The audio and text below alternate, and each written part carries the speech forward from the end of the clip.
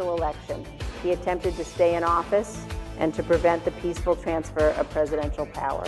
He summoned a mob to Washington. He knew they were armed on January 6th. He knew they were angry.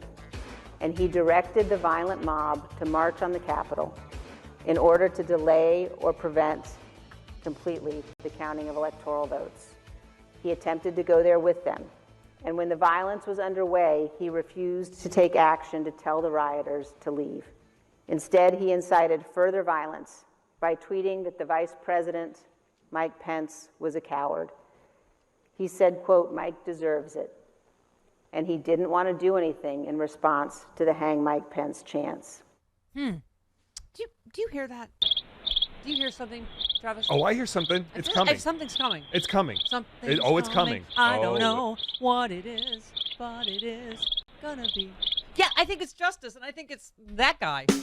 Thank God. Former U.S. Attorney Glenn Kirschner is here. Get me Glenn Kirschner. Glenn Kirschner. Former 30-year federal prosecutor Glenn Kirschner. I can listen to him talk all day. Who has answered the call for his country once again. Glenn Kirschner. MSNBC legal analyst Glenn Kirschner. On the Stephanie Miller Show all day. Piercing blue-eyed Glenn Kirschner. We got that Glenn Kirschner now, and I feel okay. Oh my God. John Fugel saying in studio today, thank God I have some time to recover before we have Glenn Kirschner in studio in Los Angeles next week. Oh my God. Okay. All right. Hi. Good morning, Glenn Kirschner. Good morning, Steph. How we doing? Well, I was just saying in the opening segment, Glenn, I'm no Glenn Kirschner, but this is just crime upon crime upon crime, right? We're hearing testimony about the original crimes and the seditious conspiracy, and now we have obstruction of justice, witness tampering. I mean, I don't even know where to start, right? Like, what? Obviously, Cassidy Hutchinson, both of those threats were to her from associates, I guess, of Mark Meadows. The lawyer, the Trump PAC paying for the lawyers of the people testifying. Talk to us about all of this in terms of obstruction. Yeah, I think the most dramatic moment was when Cassidy Hutchinson, I don't throw the word hero around cavalierly, but when that 25-year-old young woman stepped into the breach and the void left by cowards like Mark Meadows and Pat Cipollone and did the hard work of trying to save our democracy, that's heroic in my book. And what she told us was Donald Trump was briefed that the crowd had assault weapons, Glock handguns, knives, brass knuckles, bear spray, spears. And he said, take the effing metal detectors down. They're not here to hurt me.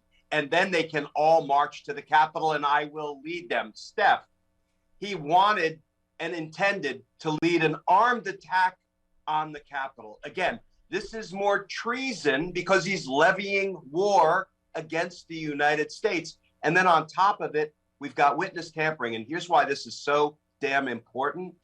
Unfortunately, I had lots of witnesses tampered with from the somewhat cryptic, you know where your loyalties lie. You know who to protect. You stay on the team, right? We're going to have our eyes on you, to unfortunately the ultimate. When anybody has ever asked me what was the worst thing about being a homicide prosecutor, I always had the same answer: dead witnesses. And unfortunately, I had far too many dead witnesses.